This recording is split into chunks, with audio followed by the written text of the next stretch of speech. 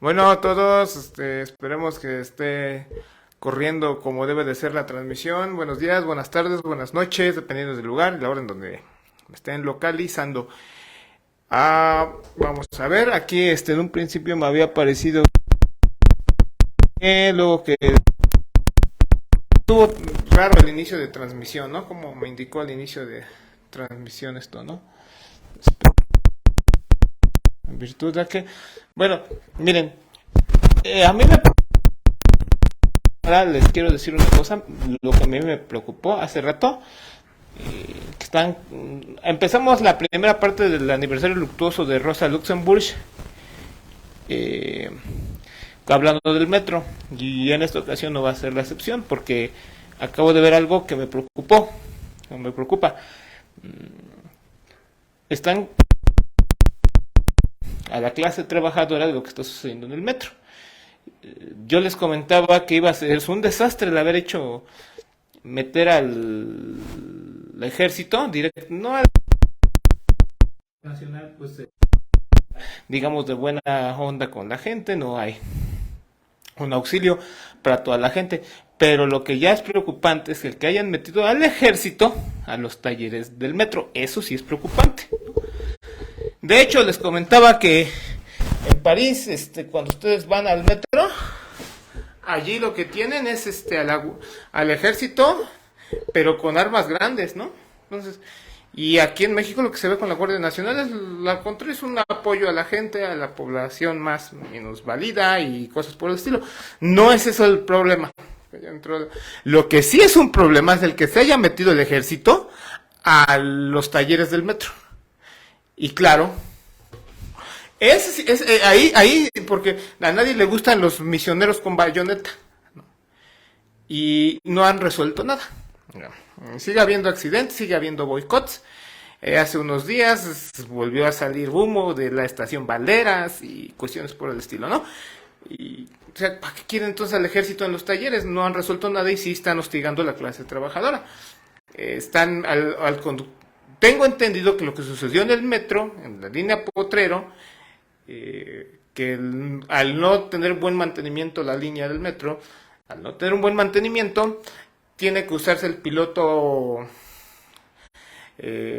manual, es decir, el conductor trabaja y no el piloto automático, y hubo un error en el funcionamiento porque tiene que ir a 35 kilómetros por hora cuando es el manual, y parece que hubo un error y están culpando al piloto, lo consignaron y parece que están consignando a más personas en el metro.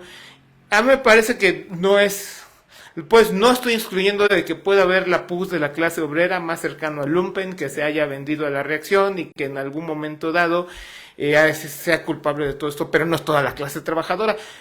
Lo que me estás diciendo tú es que estamos regresando al ludismo, ¿no? El ludismo pasó una ocasión y no vuelve a pasar.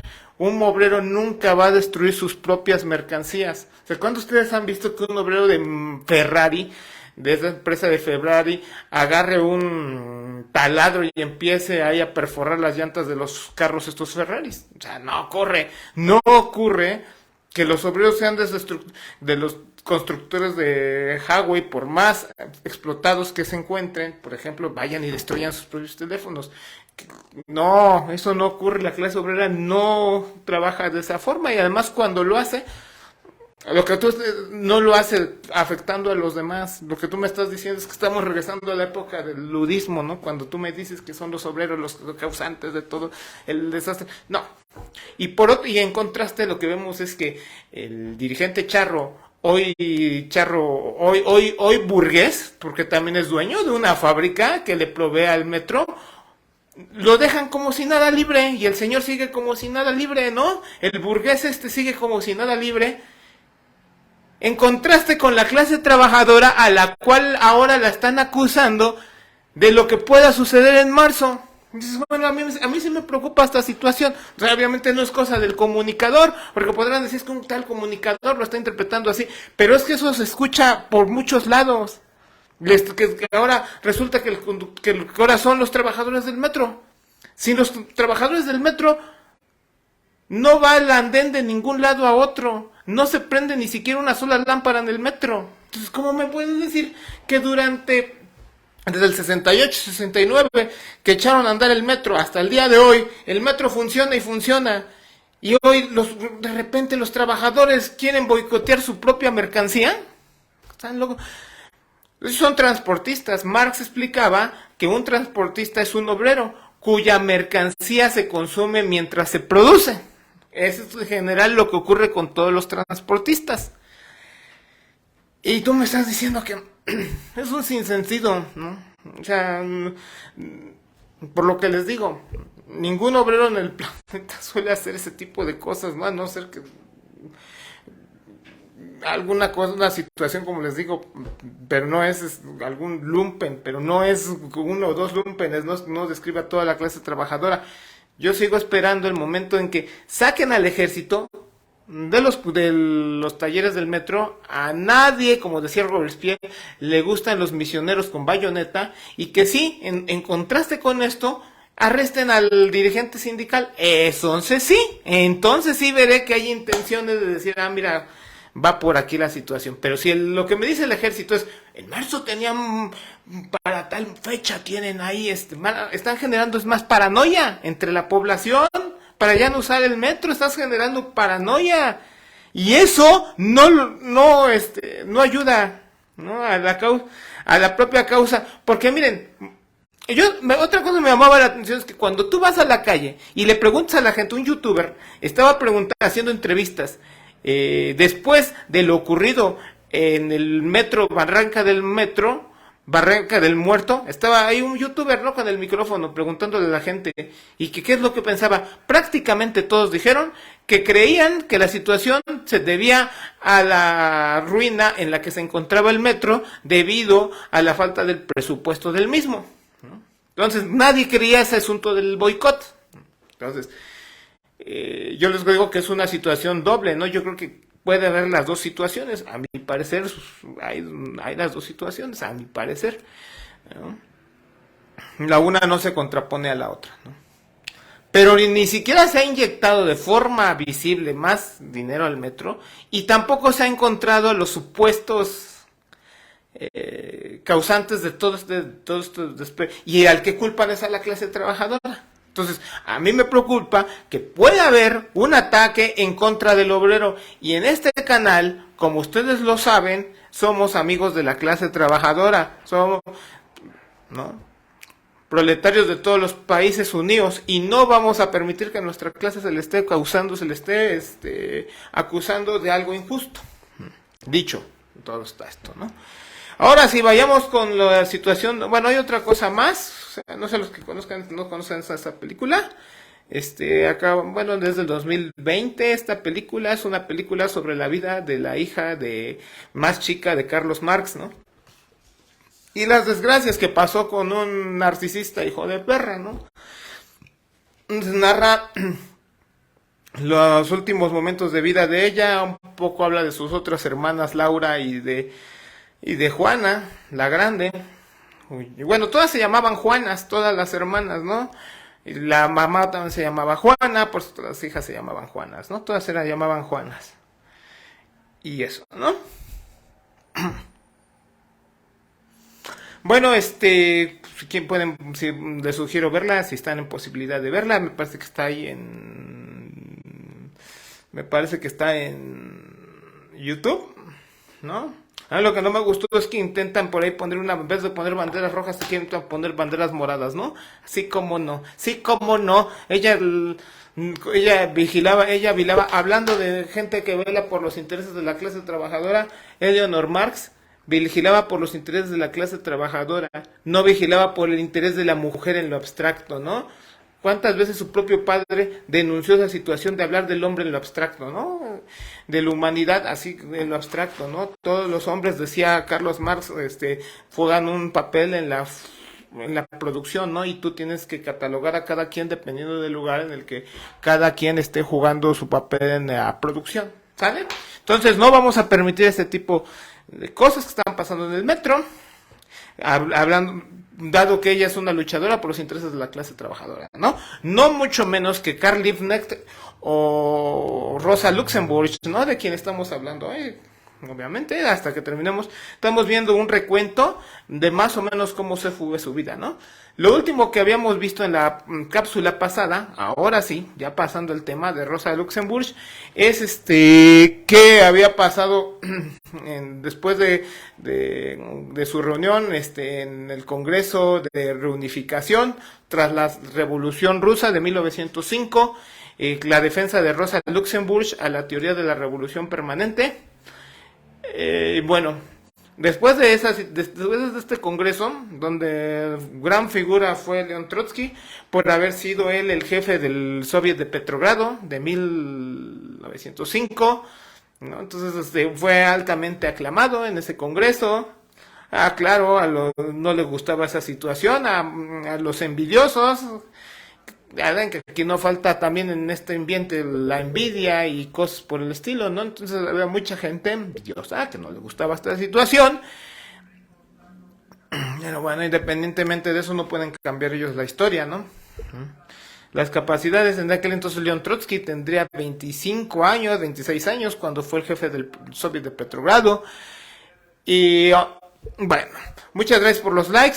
Si me pueden estar regalando like y compartir la transmisión, porque gracias amigo Gerson, porque si no ayudan con esto, entonces va a ser muy difícil que se siga llegando con información a todos lados, ¿no? A mí me parece que esta información no está llegando a todos lados, o al menos no como a mí me gustaría, y me gustaría que se continúen con esa ayuda. Y bueno, continuamos. Rosa no había regresado, como les había dicho, a Berlín.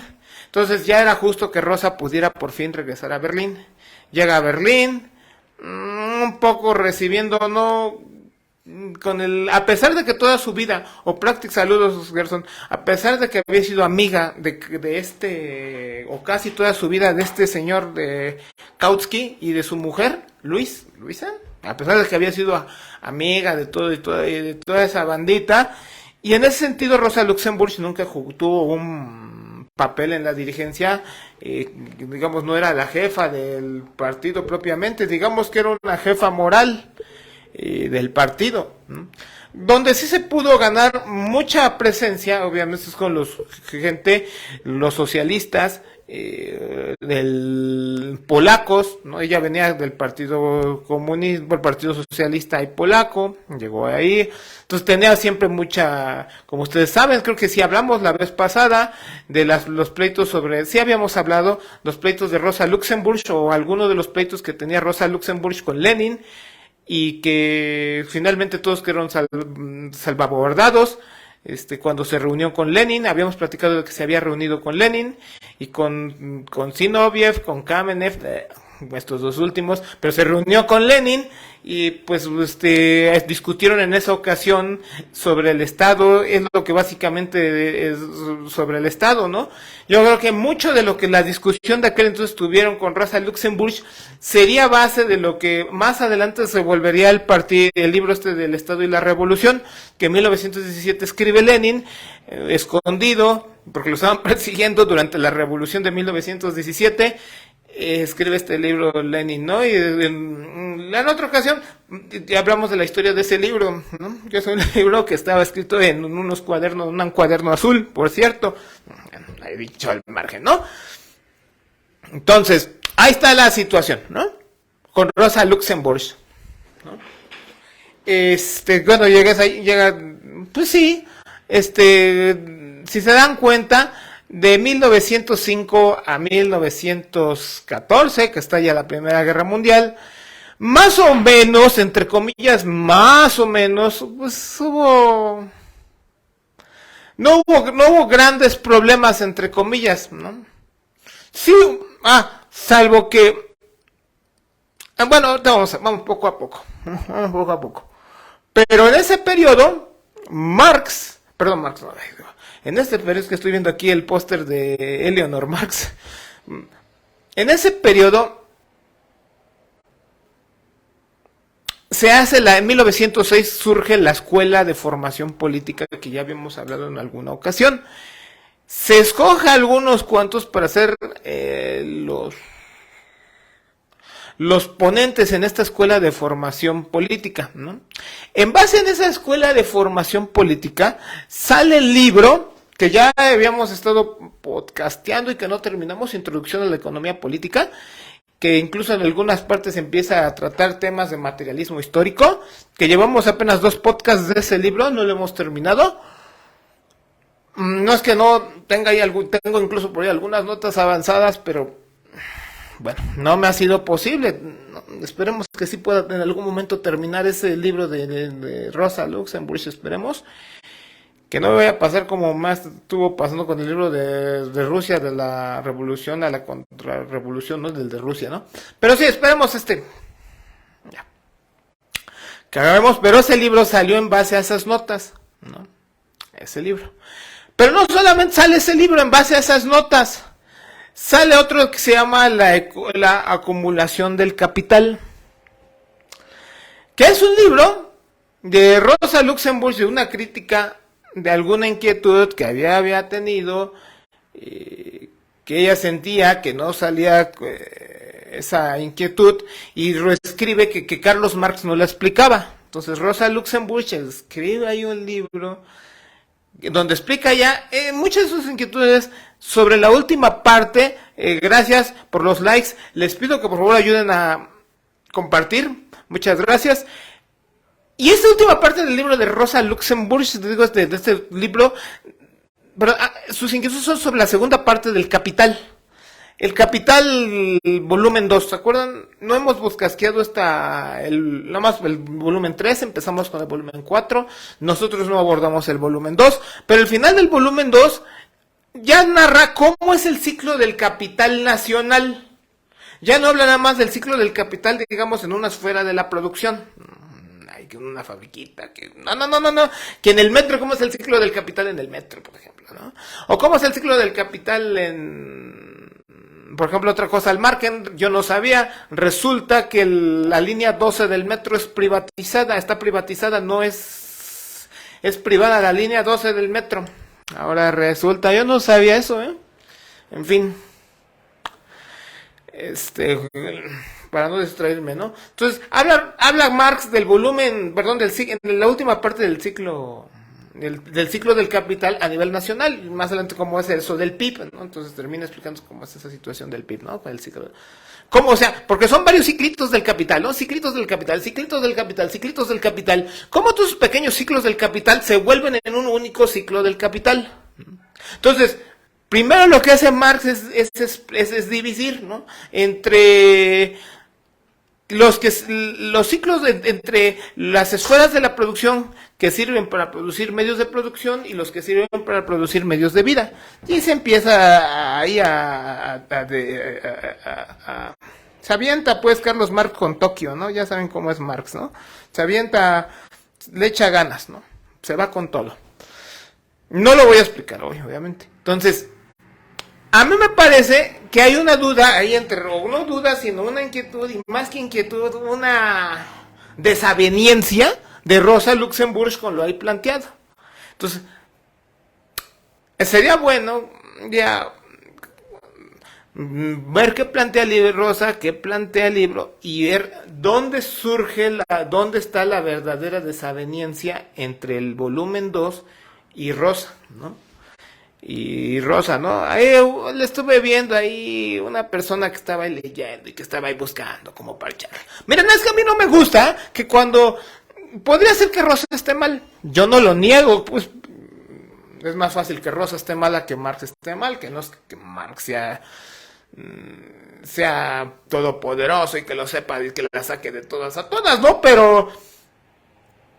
la forma en quienes defienden lo que escrito por Carlos Marx allí, a veces a mí no me gusta, porque cortan de aquí, pegan aquí, cortan aquí, pegan aquí, cortan aquí, pegan aquí. Entonces hacen así como que están no es como, o sea, es como que agarras prendas y te piden todas las prendas y te piden, ármame un vestido, ¿no? Y entonces cortas un pedazo, la tela de una prenda buena, luego agarras otra prenda buena y le cortas y luego las coses y formas un vestido en base a prendas buenas. Entonces eso es muy ecléctico, ¿no? Muy forzado el hecho de que miren, aquí está, porque está mal. O sea, lo que se tiene que hacer si tú quieres demostrar que Rosa está mal, es agarrar el volumen 2 del Capital y explicarle a ella, mira, pues no creo que eso sea así porque Marx no está planteando tal, entonces tal desaveniencia se va en base a eso, y es ahí donde,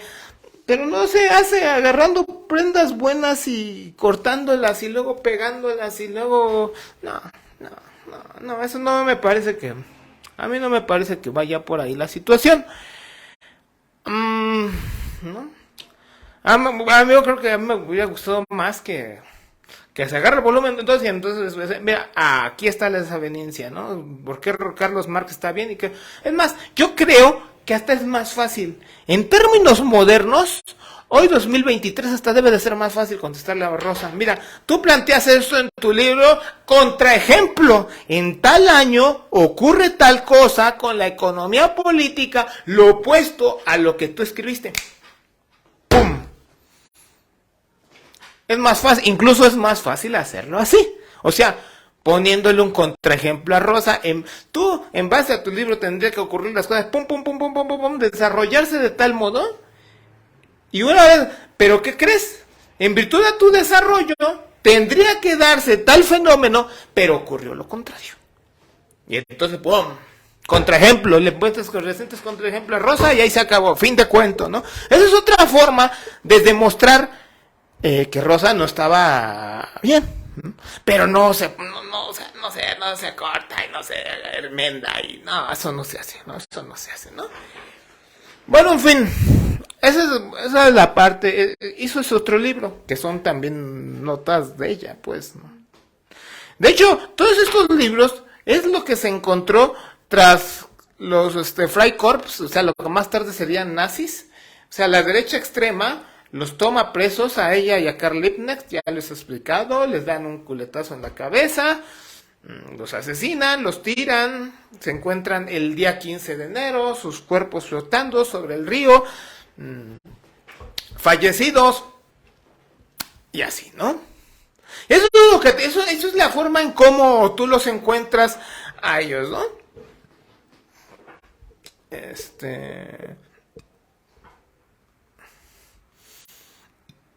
Bueno, quiero añadir algo más que me estoy pensando sobre lo que les acabo de decir. Miren, si tú llegas en matemáticas, y tú intentas presentar en matemáticas una prueba, te piden un problema, ¿no? Demuestra ese problema. Y llegas así, como yo les digo, con un fragmento de una cosa, con un fragmento de otra cosa, con un fragmento de otra cosa. Eso no sirve, decir, eso está como, esa demostración está como muy pirata, esa prueba de lo que te están pidiendo que demuestres, ese problema que quieres que resuelves, está muy pirata, esa solución, no, eso no se hace, ¿no? Y a mí me parece que intentar demostrar que Rosa está mal usando esos métodos, no son métodos científicos. Me parece que es muy anticientífico. Y muy artificial, ¿no? O sea, no es científico, ya, acabó. Digo, es más fácil que le pongas un contraejemplo que demuestres, no es cierto lo que dijiste, contraejemplo y se acabó, ¿no? Esa es una forma, otra forma es... bueno, y explicar, lo bueno sería, mira, el contraejemplo es y el contraejemplo funcionó así, tal y como Marx explicaba en el Capital, se dieron las cosas tal, así. Tú por otro lado predijiste que decías esto, y ocurrió lo opuesto de lo que tú dijiste, ¿no? Fin de cuento, ¿no? Y así queda. No, no está bien lo que estás planteando, ¿no? Es como se suele hacer en ciencia, ¿no? Y lo planteo así porque estamos hablando de socialismo científico, y cuando estamos hablando de cuestiones de socialismo científico, tú tienes que actuar a consecuencia del socialismo científico, ¿no? ¿Sí? Entonces, tienes que tener cuidado con esas situaciones, ¿no? Ya. Bueno, continuamos. Es que esto es bueno que lo digamos porque así funciona la ciencia y hay que explicar hay que explicar cómo funciona la ciencia, porque finalmente, ¿no? El materialismo dialéctico es la ciencia de las ciencias. Si quieren verlo así, una definición del materialismo dialéctico podría ser, es la ciencia de las ciencias, ¿no? Es el estudio de todo el movimiento en general, el materialismo dialéctico, ¿no? En ese sentido, pues es quien le pone orden a todas las ciencias, ¿no? Es la más grande de las filosofías, ¿no? En ese sentido, no va a ser la última de las filosofías. Yo no estoy diciendo que esta sea, es la filosofía más avanzada que tiene la clase obrera, y no digo la clase obrera, sino la humanidad en general. Es la filosofía que, por cierto, toda la cultura sigue siendo burguesa. Déjenme disgregar un poquito sobre eso. Toda la cultura sigue siendo burguesa. El obrero no puede ni escribir, no sabe hablar. Entonces, ¿cómo me puedes decir, sigue viendo reggaetón? Con todo respeto, que será lo que sea el reggaetón, sigue viendo la banda, sigue viendo narcocultura. Con todo mi debido respeto, pues porque para mí podrá ser que yo no lo pueda comprender muchas de esas cosas. Va a decir, tú no puedes, ya no tienes 15 años, no tienes 20 años para entender lo que... Y puede ser cierto, ¿no? Porque el rock and roll era antes visto como el demonio, el propio Vals era como el demonio, y hoy satanizan la banda. Oye, pero cuando tú me hablas de la banda de puras vulgaridades, y cuando no eres capaz de generar que cuando cantas es más bien alaridos y hablas, o que la banda son trompetillas, me parece que sí, es cultura, sí, pero es una cultura muy ordinaria, muy poca cosa, en el sentido de que casi cualquiera lo puede hacer. Es que eso es lo que hace a que el arte sea muy vulgar, ¿no? Que sea muy vulgar en el sentido muy peyorativo, que sea muy... porque se vuelve muy... casi cualquiera lo puede hacer. El arte se vuelve muy... que a todos dar, wow, qué genial. Cuando es algo que es muy poco usual y que muy pocas gentes lo puedan realizar, dices, órale, ¿no? Pero cuando se vuelve algo muy sencillo, que casi cualquiera lo puede hacer, entonces dices, no, pues eso... ¿Sí se dan cuenta? Entonces, no es... Eso es como... Eso, ¿no? Entonces, si nosotros como... Por eso les digo, el arte es burgués aún, ¿no? Porque para que cuando el arte sea proletario, ¿qué es lo que ocurre? Vamos a explicar. La clase obrera toma... incluso esto tiene que ver incluso con partes de las discusiones que seguramente tuvieron Rosa y Lenin cuando estuvieron en Finlandia, ¿no? Se entraron a discutir sobre la situación del Estado. Cuando el proletariado toma el poder, el proletariado empieza a desvanecer todas las clases sociales, incluso la clase obrera suele desvanecer ella misma como clase social, obviamente la burguesía, ¿no? Entonces el Estado sirve para reprimir una clase en contra de la otra. Ahora el proletariado reprime a la burguesía. Y mientras hace eso, no solamente se va desvaneciendo la burguesía como clase, sino la propia clase obrera empieza a desvanecer como clase. Pero al mismo tiempo, en ese periodo, la clase obrera tiene la posibilidad, ahora sí, de cultivarse y de ahora sí hacer la ciencia y el arte. En general, toda la cultura se vuelve propiedad de la clase obrera. Pero ¿qué crees? Mientras más va aprendiendo la clase obrera, más empieza disolviéndose como clase social la clase obrera. Entonces terminan desapareciendo las clases sociales. ¿Para qué crees? En el momento en el que tú pudieras decir, ahora sí, la clase obrera tiene la cultura, ya la clase obrera ya no existe como clase, porque ya dejó de existir como clase social, ¿no? Ya, y en ese momento el Estado también deja de existir. La moneda, bueno, todo el dinero en general, la plusvalía, todas esas cosas dejan de existir y la economía política se vuelve una ciencia vieja que ya no tiene sentido que exista. Ya deja de existir incluso la economía política, deja de existir en ese momento, ¿vale? Entonces lo mismo ocurre con ustedes, por eso no hay clase obrera, no hay cultura obrera, ¿no? Incluso el materialismo dialéctico sigue siendo... sí, filosofía burguesa, pero es la filosofía burguesa más avanzada que puede haber. Sigue siendo, sí, lo más... Sí, pero es ¿por qué es la más avanzada? Porque es una filosofía que habla incluso de la propia extinción, de la propia muerte, de la propia burguesía. Imagínense, es tan avanzada como filosofía, el materialismo dialéctico, que deja de hablar de la existencia en sí mismo, del propio... Deja de hablar de sí mismo, del propio... clase obrera, perdón, de la propia burguesía. Bueno, y volviendo a Rosa Luxemburgo, ¿no?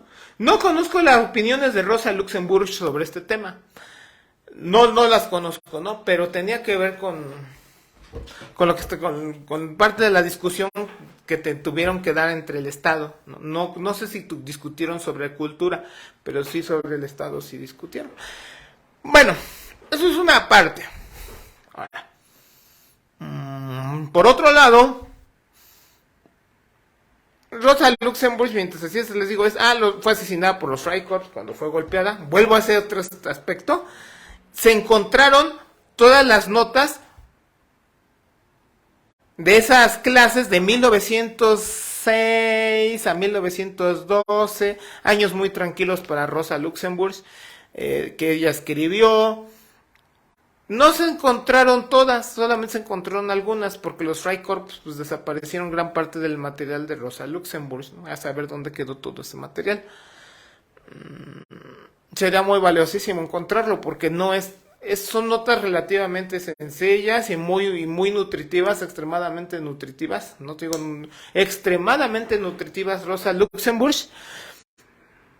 Miren, lo que más me gusta es que Rosa Luxemburgo llega exactamente y explica todo tal cual el marxismo, pero lo aborda desde su propia lógica, desde su propia visión, desde su propia construcción. Ella elabora sus propias construcciones para ella misma abordar lo que se aborda en la economía política, pero ella lo va construyendo como una científica, ¿no? Muy grande, Rosa, ¿no? Es grande, o sea, ella misma lo va reconstruyendo, ¿no? Va haciendo ella misma y hace como que lo mismo, ¿no? Es espectacular, el libro es espectacular, la verdad, pero fueron unas cuantas notas que se encontraron, ¿no? No se queda Rosa con lo que dice Federico Engels, ¿no? En El origen de la familia, ¿no? Sino que ella misma averigua por su cuenta y encuentra y generaliza lo que Federico Engels encuentra en su momento. Entonces, en ese sentido, se vuelve magnífico, ¿no? O sea, es a lo que yo les digo, reconstruye en ese sentido ella, Rosa Luxemburgo, ¿no? Y entonces llega un momento donde ella empieza a hablar de la familia y luego otro momento. La tercera parte del podcast trata cuando ella empieza a hablar de lo que es la marca. Entonces ella empieza a hablar de la marca y que hubo marcas. Primero habla de la marca, que después no lo voy a... Marca entre los pueblos germánicos, entre los pueblos eslavos. Luego habla que hubo marcas también entre los incas, que hubo marcas, creo que aquí en México habla que también en México hubo marcas. O sea, que la marca es algo que sucedió. La marca es una especie de propiedad social sobre toda la tierra. Y entonces empieza a hablar que también hay asambleas comunales cuando no se ponen de acuerdo, entonces toda la comunidad hace asamblea para incluso cuando alguien la marca es cuando alguien se va de la marca, de una comunidad, de una marca a otra marca, digámoslo, y entonces los de la marca de acá ven cómo ayudan al de la marca del otro lado y cómo regresa la otra marca, y entonces, sí, me explico, es lo que fueron los embriones del pasado, ¿no? Embriones del pasado, ¿no?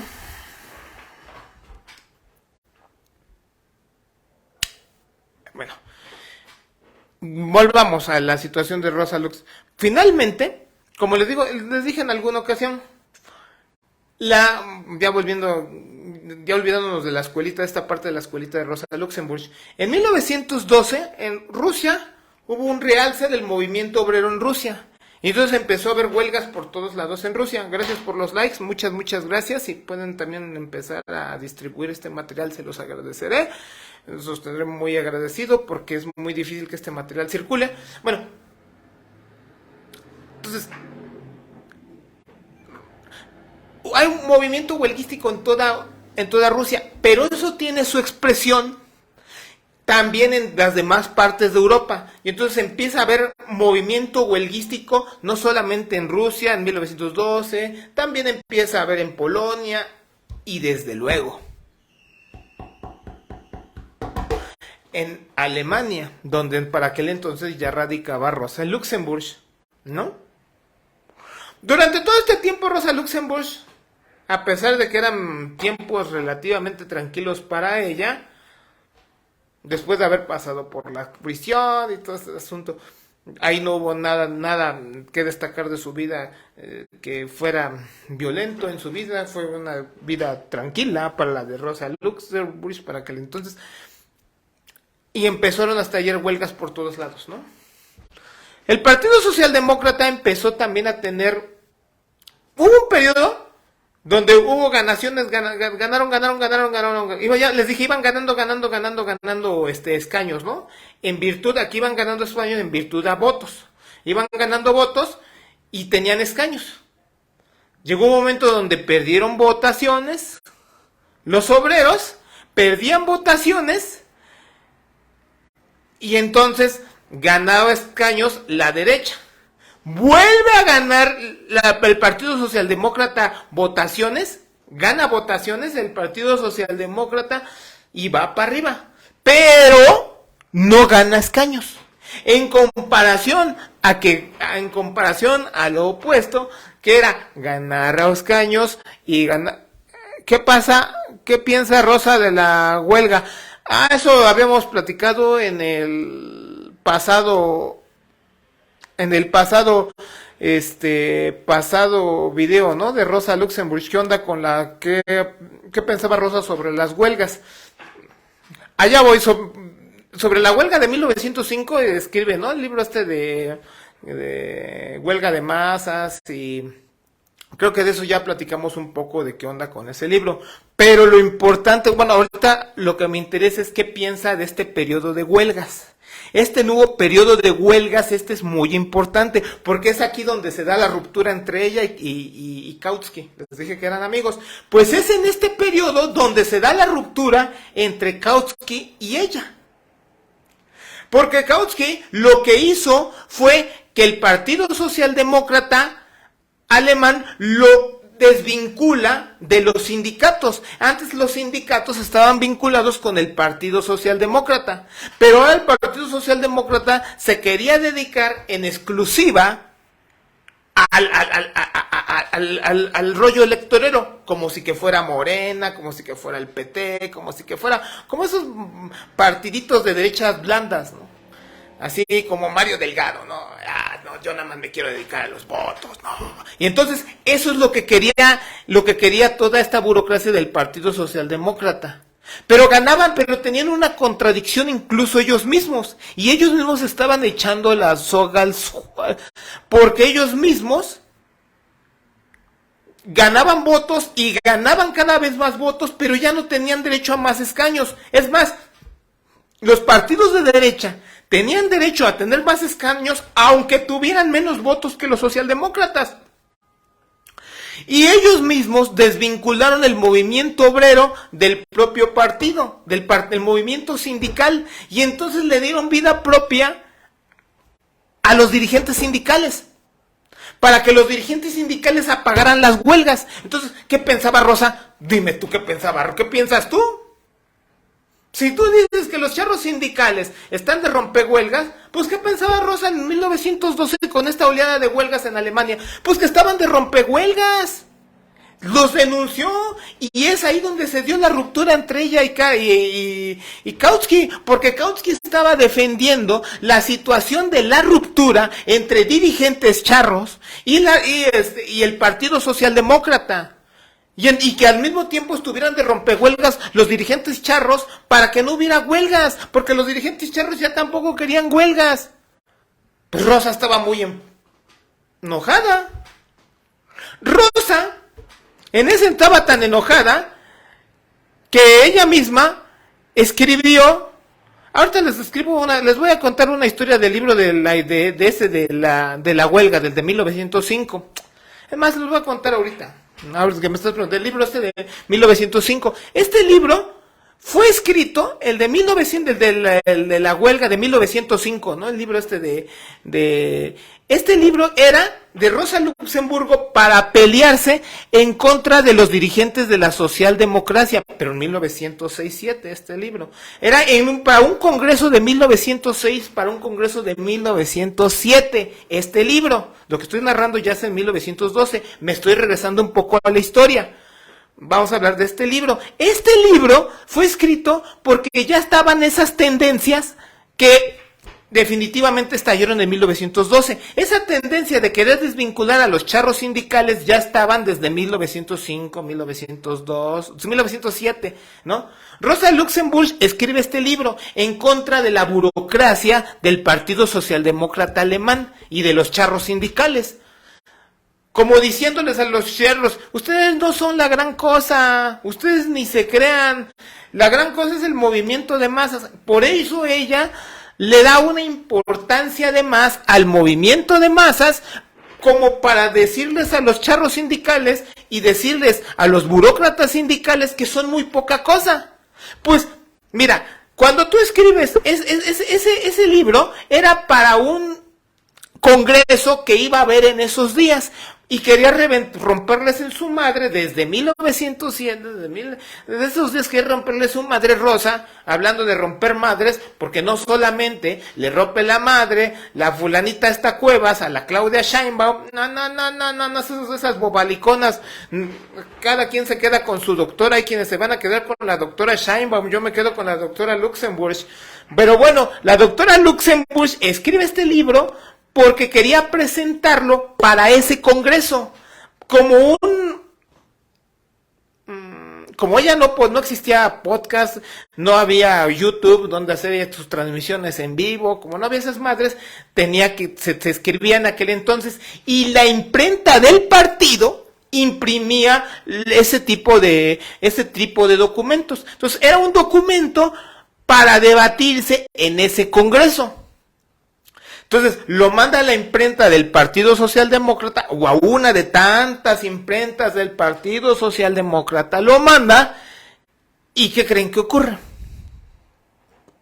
Que destruye el propio partido, destruye lo que había impreso, o sea, el propio libro que ya se había impreso de Rosa Luxemburg, lo destruye el partido. Podrías decir que mala onda del partido, ya la están boicoteando, pero era común que el partido imprimiera cosas y que luego de repente las destruyera. Lo hacían con el propósito de que si hubiera una redada, de que les quitaran el material, de que demandaran a los impresores, bueno, para evitar a la policía. Muchas ocasiones imprimían y destruían ellos sus propias impresiones para evitar que la policía los pudiera trepar. Era común. Lo malo que hicieron aquí fue que ya no volvieron a reimprimir el libro de Rosa. Entonces, llega el Congreso, pero Rosa no tiene su material para mostrárselo a la gente. ¡Qué poca madre! O sea, ya Rosa no tiene su libro, ese libro de huelga de masas, ese libro ya no está, ya no lo tienen los congresistas, ya no se puede debatir. Rosa Luxemburg, muy indignada, se fue por afuera del partido y mandó a imprimir el libro por afuera del partido. Pero aunque imprimió el libro, que en aquel entonces era un folleto para el Congreso, desafortunadamente las impresiones quedaron fuera de tiempo del Congreso, entonces ya había pasado el Congreso y nadie pudo leer sus opiniones. Desafortunadamente. Bueno, estas eran las posiciones de Rosa. Entonces ya había una Rosa que estaba ya conflictuada con la burocracia del partido. Y le estaba cantando el tiro en ese libro de ese libro famoso de... No lo tengo, yo fíjense que no lo tengo. Bueno, yo aquí no tengo mis libros, ya antes los tenía, ya ven que antes me sacaba mis podcasts enfrente de mis libros. Ahora ya no los tengo aquí, ¿no? Entonces, no se los puedo enseñar. que no lo tengo. Entonces ya el caso es que Rosa se quedó ya nada más con el tiro cantado en contra de la burocracia. Y ella no era burócrata. También eso tuvo una cosa positiva. Porque Rosa no tenía que atenerse al principio de que ella no, de que ella tenía que mantener las posturas del partido porque fueron votadas por la mayoría. No. Esa fue una ventaja para la propia Rosa. Que ella, al no ser una dirigente del partido formalmente y de ser simplemente una dirigente moral, pues ella podía plantear sus opiniones libremente, ¿no? Más o menos libremente, ¿no? Esa era una relativa ventaja que tenía Rosa por encima de la burocracia. Y bueno. ¿Sí me explicó? Entonces esa ventaja que tenía Rosa también tenía sus desventajas, ¿no? Que su opinión, bueno, finalmente. Regresamos a 1912, ya cuando viene esta segunda oleada de huelgas, los charros sindicales ya contienen las huelgas, ya no pueden, ya no tienen a nadie que los esté paralizando y que no, que ahora ellos hacen lo que quieren, no, ellos hacen lo que quieren ahora, ¿no? Hacen lo que se les viene en gana. Y como hacen lo que ya no hay Rosa se indigna ante toda esta situación y entre tantas cosas escribe en Forbes. Creo que luego la dejaron, ya no le publicaron en Forbes. Forbes era un periódico de la socialdemocracia y Forbes significa el frente en castellano, Forbes, ¿no? Entonces este periódico parece que ya no le publicaban a Rosa, le habían censurado, no le dejaban por ahí escribir y ahora Rosa tenía que escribir por afuera, tenía que buscar dónde escribir porque por adentro ya no la dejaban. Estas son de las desventajas que tenía ella, pero buscaba por afuera y su punto de vista. Y por afuera dio una opinión muy importante, dio una nueva consigna. Empezó a llamar por la República Democrática, porque dan de acuerdo, en aquel entonces era una monarquía democrática, Alemania era una monarquía democrática, digamos entre comillas, una monarquía parlamentaria, y Rosa empezó a hablar por la República en aquel entonces. Por cierto, no vendría mal hoy en día llamar por la República en Gran Bretaña, porque se vayan a chingar a su madre los reyes de Gran Bretaña, ¿no? Ahí a sus payasos de IMT, que muy avanzados, se sienten muy avanzados. Y ellos no han lanzado nunca la consigna de la república en Gran Bretaña, una república socialista, pero república, sí. Porque a Rosa Luxemburg, esa consigna de la república que se le ocurrió en aquel día, los charros sindicales lloraban cuando escucharon esa consigna. No, Rosa no puede lanzar esa consigna de la república aquí en Alemania. No la puede lanzar porque no se ha discutido en el partido. Y como no la ha discutido en el partido, ella no tiene derecho a andar. Chingas. Que ella puede discutir porque finalmente tiene cerebro, ¿no? Tiene una cabeza sobre los hombros. Y entonces empezó a molestarles esa consigna de la República, ¿no? Entonces, en medio de ese periodo de huelgas de 1912, Rosa lanza esa consigna y ya, se acabó. Le dejó de hablar la burocracia a Rosa. Ya, ahora sí le sacaron la lengua. Ya, la castigaron, le quitaron la primogenitura. Tú sácate, no queremos verte. Ahora eres fea, ya no queremos verte. Sabemos ahora sí como eres fea. Y así le decían, no, que eres mala. Y no, no. Ahí está. Ahí tienes tú una problemática con Rosa, ¿no? Ahí está, ¿no? Ahí está. ¿Qué es lo que pensaba Rosa? Y luego para ese entonces ya estaba el partido, el libro que habían destruido, pero ya estaba el folletito del libro del Masas, ya la historia del librito que les acabo de contar, ¿no? Ahí estaba ya el librito. Entonces, pues más empezó a ser recalcitrante Rosa en contra de todos estos enemigos del progreso y de enemigos del progreso, digámoslo así, ¿no? En 1912. Y bueno, digamos que este fue el periodo más de lucha que hubo en ese entonces. Después viene la Primera Guerra Mundial. Y tras la Primera Guerra Mundial,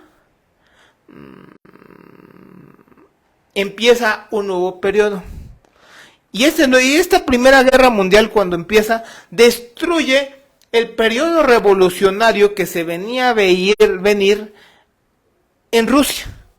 Todas las huelgas y todo el alzamiento de huelgas que había en Rusia y que estaba estallando en Rusia, todo este periodo de huelgas, se viene abajo.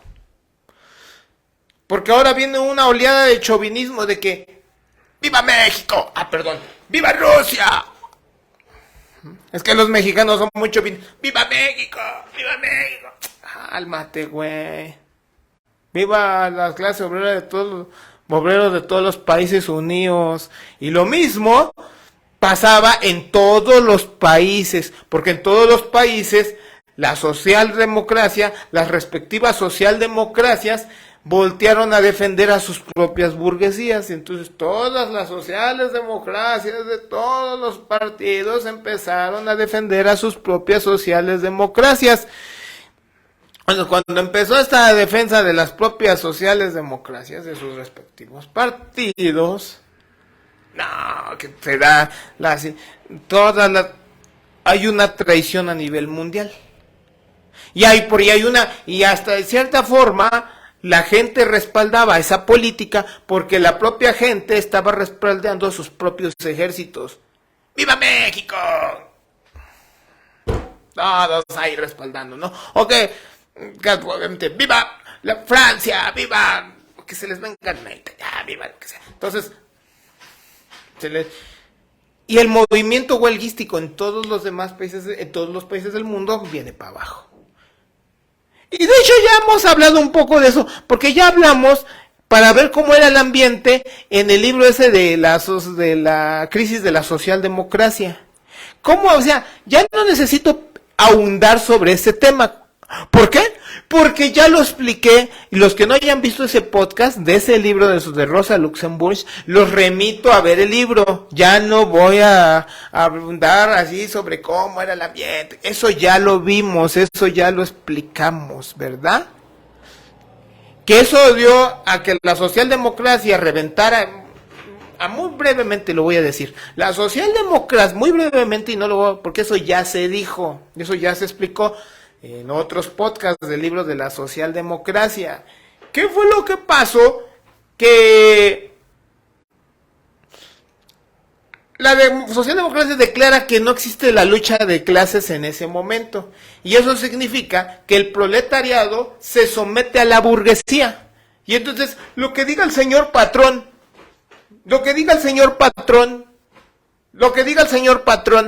y lo que dice el señor patrón es que órale, güey, ahora vas a trabajar 15, 16 horas al día y tú no vas a chispar porque vas a trabajar y se vuelve un estado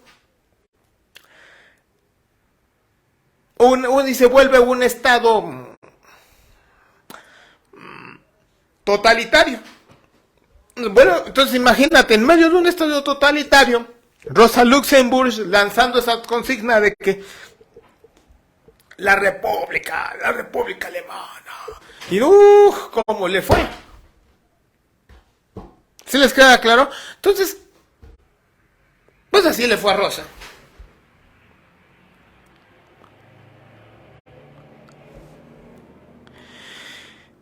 Bueno, creo que es todo por hoy. Creo que ya podemos hablar de ese tema un poco después. Les agradezco mucho que hayan visto esta cápsula y también agradecería que me ayudaran compartiendo esta cápsula, este podcast, que lo empiecen a distribuir.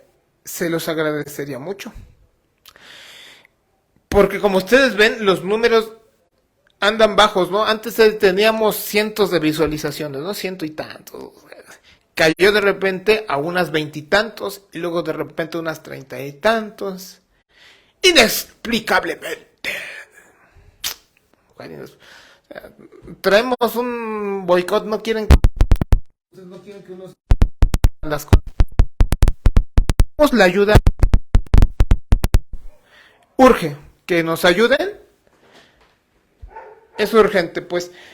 Muchas gracias. Tengan todos ustedes. El hecho, ahora necesito que ayuden a distribuir. Esto no va a salir adelante si ustedes no lo sacan adelante. Bueno, ya. Allá ustedes si no lo sacan adelante. Finalmente esto acaba en guerra, acaba en revolución, bueno, contrarrevolución, perdón. Acaba en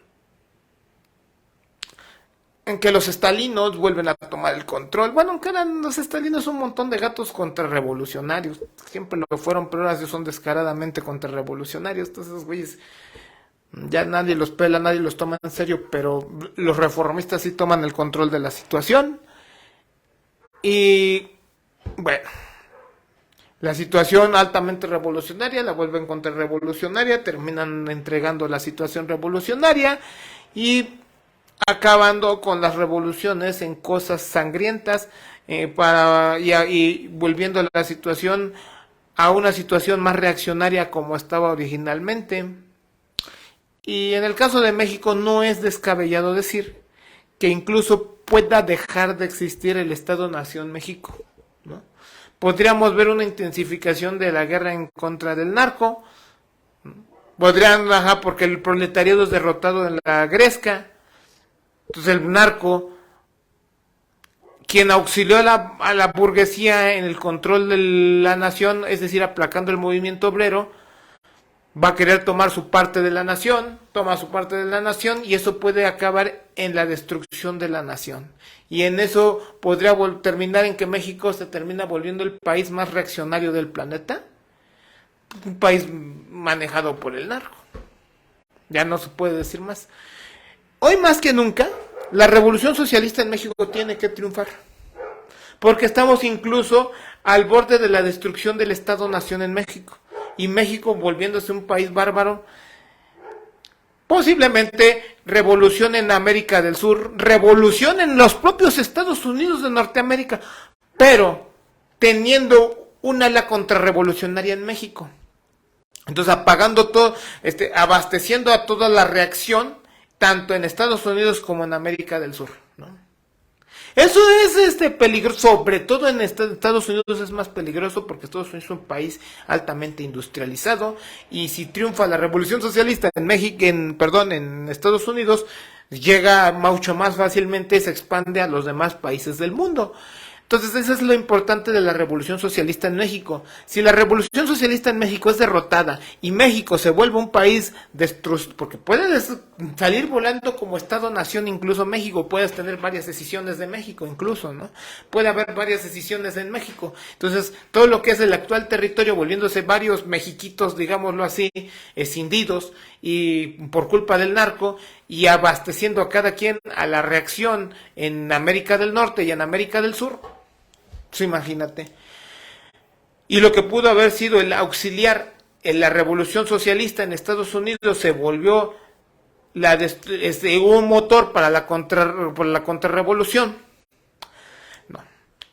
Puede ser que en México tenga, ese es el papel más importante de México, evitar que México se comporte, por un lado, que deje de ser el motor de la reacción y que por otro lado, que es lo más importante, es que se vuelva el motor de la revolución socialista en el mundo, porque México en revolución obliga a Estados Unidos a estallar la revolución socialista y al triunfo de la revolución socialista en Estados Unidos del Norte, y eso deriva en la revolución socialista en el planeta. Eso es lo importante de México, porque México puede ser la inyección de revolución a Estados Unidos y Estados Unidos termina explotando como una revolución socialista en los demás países del planeta. Esa es la importancia de la revolución socialista aquí en México. Por eso no podemos fiarnos de estúpidos como Vaquero o el otro, Rafa Sur, ¿no? Esos represores son parte de la narcocultura, esos dos.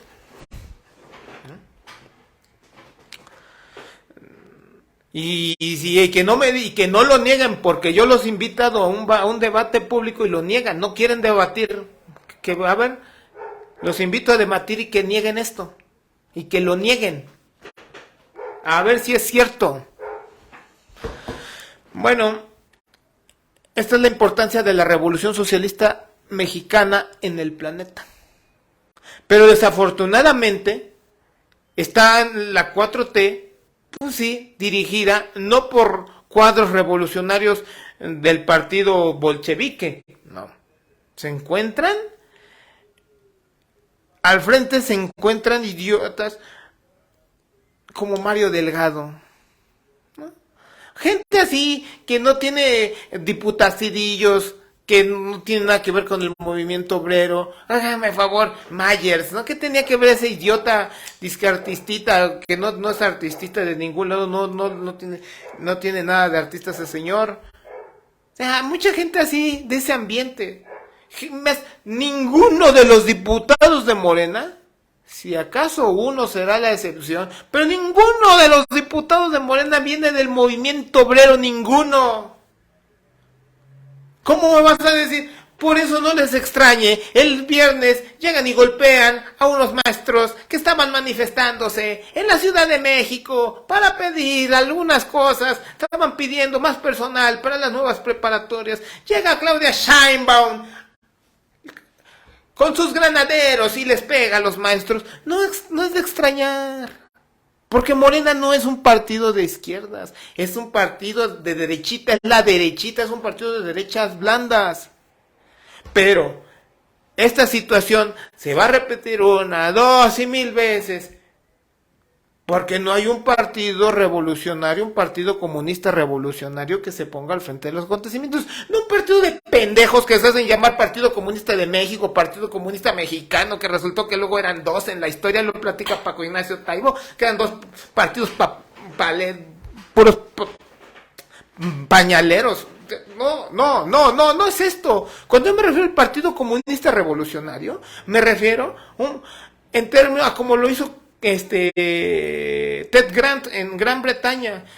Ted Grant en Gran Bretaña, para diferenciarse del Partido Comunista de Gran Bretaña, grandísimos chauvinistas de Gran Bretaña, de México, grandísimos chauvinistas. El Partido Comunista Revolucionario, en contraposición a estos partidos de reformistas y rompehuelgas, que en este caso el partidos de rompehuelgas, estamos ahora hablando de partidos revolucionarios genuinos, ¿no? De un partido, por eso se llamaba revolucionario, en contrapartida a lo que eran los demás partidos. A eso es a lo que yo me refiero también cuando hablo de un partido comunista revolucionario. ¿Por qué? Porque como los obreros no ven a nadie más a la izquierda, miren, ¿qué hubiera pasado en 2021? Sí, claro, perdió México, Ciudad de México perdió muchos de los votos, por supuesto, pero si hubiera existido un partido comunista revolucionario, mucha gente hubiera dicho, ¿y para qué voy? Ya no voto por estos de Morena, pero sí voto por los del Partido Comunista Revolucionario. Y sí voto a la izquierda. Y entonces lo que hubieras tenido en Ciudad de México es que mucho de eso lo hubiera catalizado un Partido Comunista Revolucionario. ¡Tómala! ¡Tómala, Morena! ¡Tómala! Ahí sí, tómala. Todos los dirigentes reformistas hubieran sentido miedo de decir, el comunismo ahora sí está de vuelta. Esos pendejos de Frena. ¡Ah, no! Es que el comunismo... ¡Ahora sí el comunismo, güey! ¡Ahora sí, ahí te va el comunismo! ¡Ahora sí! Llora. Es que el Foro de Sao Paulo, la pendejada de la que siempre lloran los idiotas de Frena. ¡El Foro de Sao Paulo! ¡El Foro de Sao Paulo! Que vean la Internacional Comunista estos infelices. Si tanto le tienen miedo al Foro de Sao Paulo, cuando vean a la Internacional Comunista. Cuando vean la Internacional Comunista, lo que les va a pasar. Pero desafortunadamente no está eso. No, porque no existe eso es a lo que estamos convocando en este canal, a la construcción del Partido Comunista Revolucionario. Sí, la Ciudad de México no es que se pierda porque se pierde y que se va a perder. Claro que se pierde en virtud de las estupideces de los morenos, ¿no? Que no han subido. a estar a la altura de la gente. Pero si hubiera un partido comunista, diría la gente, bueno, yo no quiero los del PRIAN, es que es lo que piensa la gente. Yo no quiero los del PRIAN, pero los de Morena no hacen bien las cosas. Es que la gente dice, es que ese es el pensar de un obrero, decir, bueno, pues es que los de Morena no hacen bien las cosas, pero yo no voy a votar por los del PRIAN, los odio a los del PRIAN. ¿Qué es lo que le hace falta a la gente? Pues un partido por el que digan ellos, pues ahora me voy con estos. Pero si la reacción, la naturaleza aborrece el vacío, igual que la política, pero si no hay nadie que catalice ese malestar que está habiendo, pues Ciudad de México no se iría a la derecha de existir un partido comunista revolucionario y decir, ah, bueno, este partido comunista revolucionario existe y tal y tal y tal y tal cosa. No, como existe ese partido, los que pierden son los reformistas, es decir, ellos pierden votos, pero la izquierda los gana. La izquierda sigue manteniéndose, la izquierda sigue avanzando. Los reformistas pierden, la izquierda avanza. Eso es lo que quiero decir yo con esa es la convocatoria de este partido. ¿Por qué tantas discusiones políticas en este canal? Porque el partido no puede emerger del vacío. No puede así emerger de la nada. No puede emerger de la nada. No puede emerger de la nada.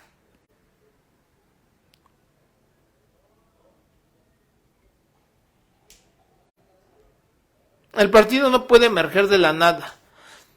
Y estamos formando su información genética. Entonces, las discusiones políticas que estamos teniendo en este canal es con el afán de la formación política, de las discusiones políticas, que es pues como la información genética que tiene que tener ese partido comunista revolucionario. No, es que los estalinos y que el sur se está juntando, el Rafael con esos güeyes. Hoy se juntan, mañana se pelean, ¿no? Se amarrar gatos por la cola, güey, se juntan, mañana se pelean, igual que las sectas. Las sectas siempre tienen esa tendencia de que se juntan y luego se pelean, se juntan, luego se pelean, luego se juntan, luego se pelean. Esa es la tendencia de las sectas. ¿Por qué? Porque se juntan sin principios. No hay ningún principio que una a todas. No hay principio que las una.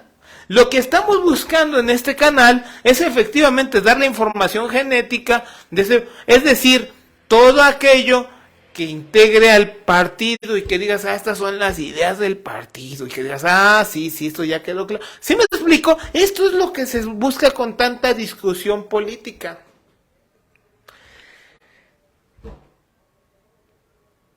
No, es que es un intelectual. No, como dice el papanatas ese. Es un intelectual. Como dice el payaso ese. Es un intelectual, es un zarra. No es un zarra. Ay, ya se apareció esa cosa otra vez. Ay, ya se... No. Estamos discutiendo políticamente porque estas son las ideas son la fuerza de cohesión del Partido Comunista. Y si tú no te pones de acuerdo con las ideas, con lo que es, con las discusiones, con las ideas, entonces no va a haber cohesión. Solamente puedes tener cohesión en virtud a que tengas, en que estén unificadas las ideas, de que esté quedado claro cuál es lo que por lo que se lucha, qué onda que el programa. ¿Sí me explico? Y eso no se puede lograr sin las discusiones políticas. ¿Okay? Vale. Pues bueno, ahora sí creo que es todo. Muchas gracias.